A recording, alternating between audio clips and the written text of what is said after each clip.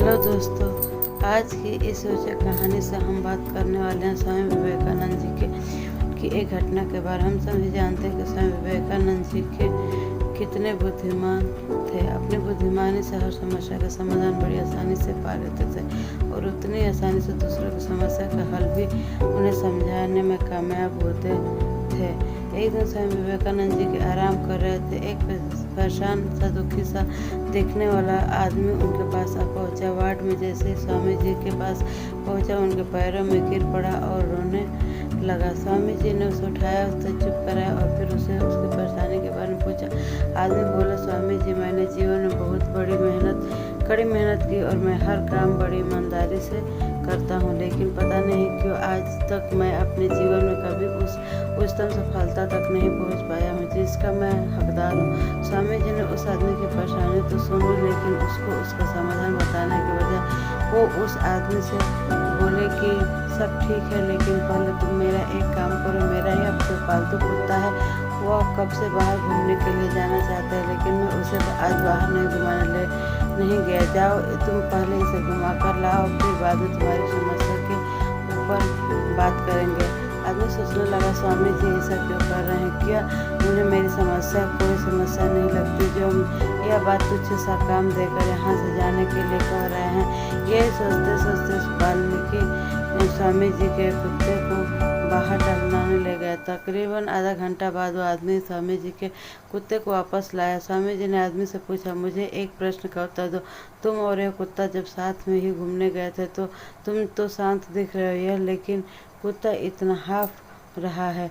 आदमी ने कहा, स्वामी जी, भले ही हम दोनों साथ में गए थे, लेकिन मैं बिल्कुल सीधा सीधा चल रहा था। ये इधर उधर भाग रहा था।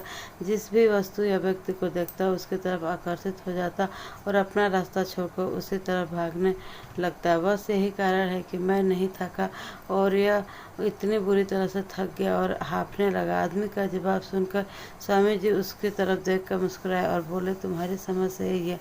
तुम अपने लक्ष्य की तरह आगे बढ़ते तो हो, लेकिन बीच बीच में तुम्हारा ध्यान भटक जाता है।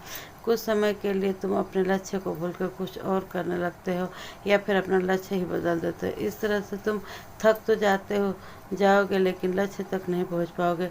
स्वामी जी के अद्भुत ढंग से समझाए हुए यह बात उस आदमी के दिमाग में पूरी तरह से उतर गई। उसने स्वामी जी को धन्यवाद दिया और बोला कि स्वामी जी, अब मैं समझ चुका हूँ कि मुझे अपने लक्ष्य पर किसी भी हालत में ध्यान केंद्रित करके रखना है और तब तक नहीं रुकना है जब तक मैं उसे हासिल ना कर सकूँ। आपने भी महसूस किया होगा कि आप भी अपने लक्ष्य से कितनी बार डगमगा जाते हैं।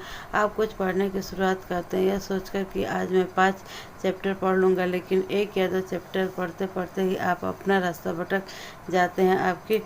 आप सोचते हैं कि मैं किसी स्किल को सीखने के लिए हर दिन कुछ और घंटे मेहनत करूंगा, लेकिन कुछ दिनों में ही आप उस स्किल को सीखने को ही बंद कर देते हैं। अब आप बताइए कि अब आप आखिरी दम तक दूसरी जान लगाकर किसी वस्तु को सीखने की पाने की कोशिश नहीं करेंगे तो क्या आप पा पाएंगे?